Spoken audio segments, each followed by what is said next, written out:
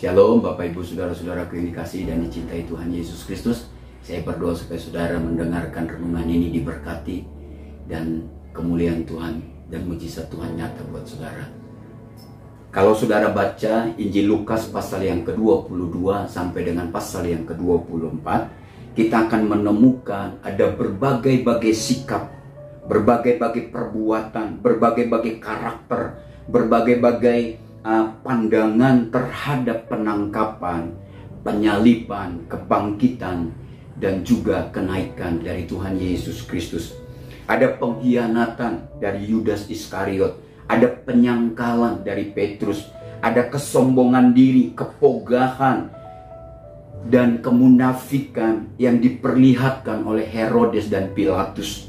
Ada kata-kata kasar, ada sikap yang tidak pantas yang diperlihatkan oleh orang-orang Yahudi dan tentara-tentara Romawi pada saat itu.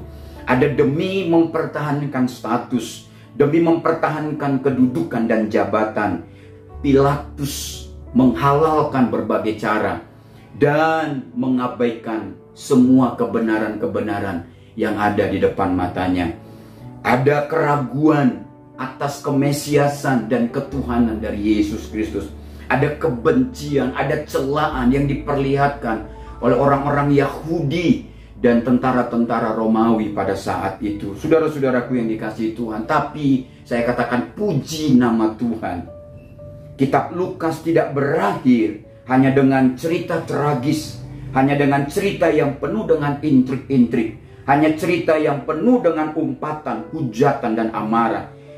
Kitab Lukas juga tidak berakhir hanya dengan cerita pengkhianatan, cerita penyangkalan, juga penuh dengan keraguan yang diperlihatkan pada saat itu.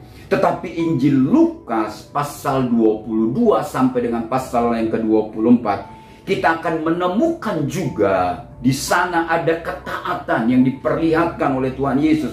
Ada kasih yang sempurna yang dinyatakan oleh Tuhan Yesus. Ada pengampunan yang luar biasa yang diperlihatkan oleh Tuhan Yesus ketika dia di atas kayu salib. Dan dia berkata, Bapa ampuni mereka. Ada kemenangan seperti kebangkitan dari Tuhan Yesus. Ada janji yang memberi pengharapan kepada saya, kepada saudara, kepada semua manusia dalam kenaikan Yesus ke sorga. Dan Injil Lukas ditutup dengan cerita atau narasi kenaikan Tuhan Yesus ke sorga. Saudara baca pasal yang ke-24 ayat 50 sampai dengan 53.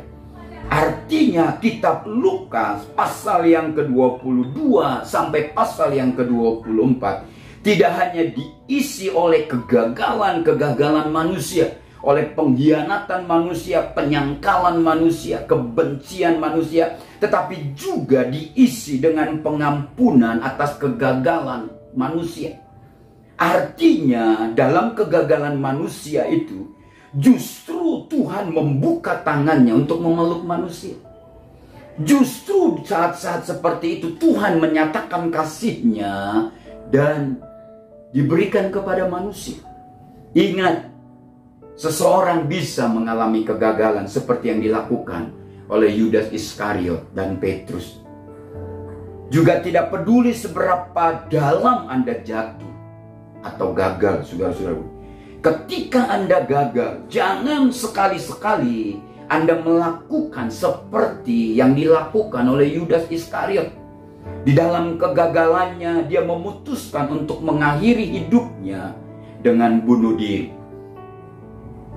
Tetapi saya menghimbau, saya mengajak dan mendorong saudara, seberapa dalam pun Anda jatuh, seberapa dalam pun Anda gagal, lakukanlah seperti Petrus.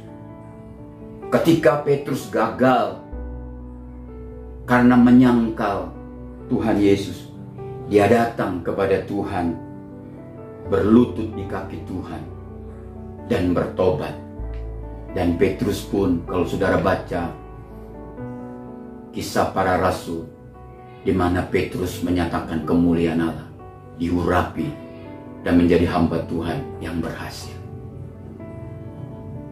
Ingat, kegagalan bukan akhir dari segala-galanya.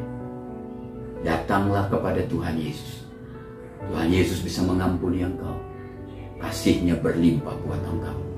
dan dia juga bisa merangkai kembali masa depanmu yang penuh harapan. Bangkitlah, percayalah kepada Tuhan Yesus.